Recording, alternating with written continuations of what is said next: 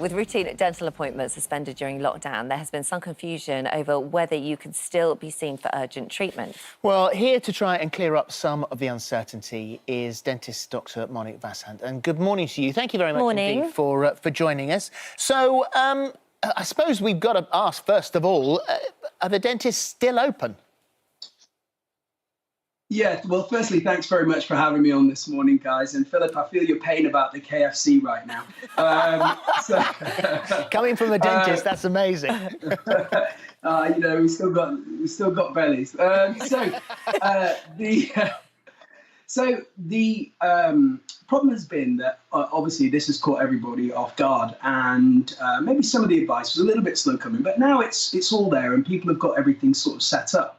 So most practices are operating an assessment and advice service, which means that, you know, if a patient has an issue, the first thing they can do is phone up their local clinic, and they've got dentists working tirelessly and members of staff working tirelessly behind the scenes, answering phone calls, triaging patients, and trying to manage the situation, possibly without the need for the patient to come in for an appointment.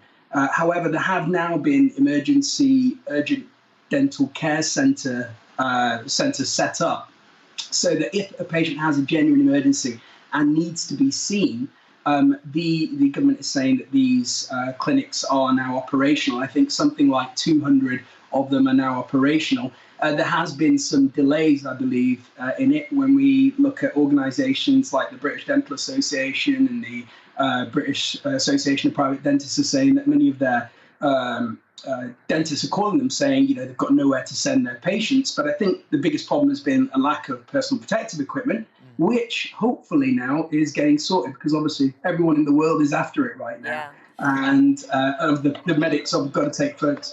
And so the biggest risk to you as a dentist is actually the aerosol production when drilling and spraying in a patient's mouth. Is that right? Yeah, it's one of the highest risk professions in as regard to COVID, mainly because you're working in very close proximity to the mouth, and there are all sorts of droplets all over the place, and these can remain in the air for a while. Obviously, we're still learning more and more about this, and there's been talks about moving forward air filtration systems and much higher levels of personal protective equipment, which obviously are for the good of the patient and the teams working on them. So this is one of the reasons why dentistry has pretty much been stopped. It's not that dentists didn't want to work, it's because obviously, rightfully so, it needs, while we're still learning about this virus, it needs to be provided in a very careful sort of environment where utmost protection is adhered to. So what about these, you're mentioning the hubs, the dental care hubs. Where do you find them? How do you know if you've got one in your area? And if there's one miles and miles away, how do you know if you've got a terrible toothache, where to go? Yeah, Philip, it's a deeply frustrating situation for clinicians at the moment, because it's still a service that's kind of getting on the ground. The majority of big cities will have facilities. So, for example, in London, if a clinician feels that a patient has a genuine dental emergency, and we must stress these hubs are for genuine, serious dental emergencies, not for more minor things, which maybe still have an impact on a patient's life, but nevertheless, they're classed, some minor things like a lost crown and stuff aren't really factored in as genuine emergencies. And if a dentist thinks that a patient needs to be seen, then different areas have different pathways in place. So in London, people call 111, maybe they get some sort of PIN number by the dentist, and then the 111 guys triage them again. There's a vast amount of dentists who have volunteered for this 111 service, working tirelessly in the background.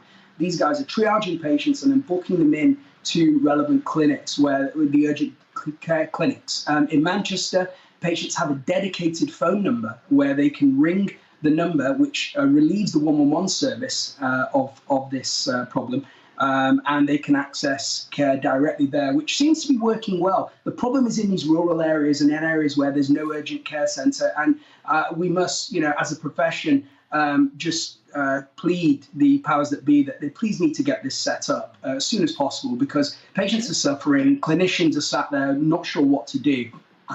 We want an end to these stories of patients taking matters into their own hands. What about if it's not that serious and you want to go and maybe buy some medication yourself over the counter?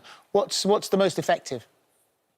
Yeah, well, I've been thinking of a few things over the last couple of days that patients can do, and a few scenarios that could be quite useful. So, I mean, if somebody has a filling that's dropped out, obviously, in normal circumstances, in the normal non-COVID world, we would say, go to your practice, contact them immediately. Obviously, they're going to be limited in what they can do. But if it's a pain-free lost filling, maybe getting some temporary filling material, either from a local pharmacy or buying it online and just plugging it in the hole. It's like a putty. We did a service for some of our patients where we left it in a sealed pouch for them when they came to collect it outside. So some practices are offering this fantastic service. Others, maybe not be able to do that. So, but you can still, the patient should be able to get hold of this stuff. But that's really if there's no real pain, mild sensitivity from the lost filling. Excuse me. And if it's major sort of discomfort, then obviously we would not want patients to take that in their own hands. They need to contact their own clinics. Other things are lost crown kits. You can buy little lost crown cements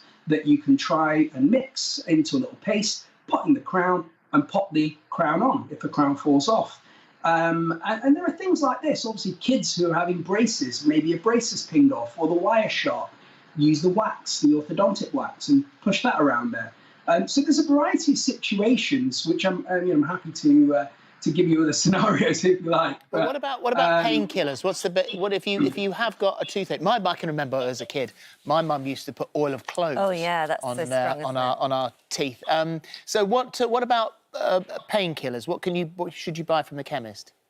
Yeah, absolutely. There's this misconception that you need, major centrally acting painkillers to cure toothache, and it's absolutely false. Really, the best thing is paracetamol, up to 1,000 milligrams 4 times a day, and ibuprofen as well, 200 milligrams 3 times a day, and you can alternate between the two. And we're not talking the posh ones; we're talking just plain basic ibuprofen and plain basic paracetamol. Obviously, with the caveat that you need to be your medical history needs to be fine to be able to take those things.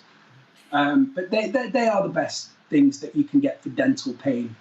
But obviously, if it's serious, please contact. If they're not touching the sides, you need to contact a clinic. And you actually think you had COVID-19, don't you?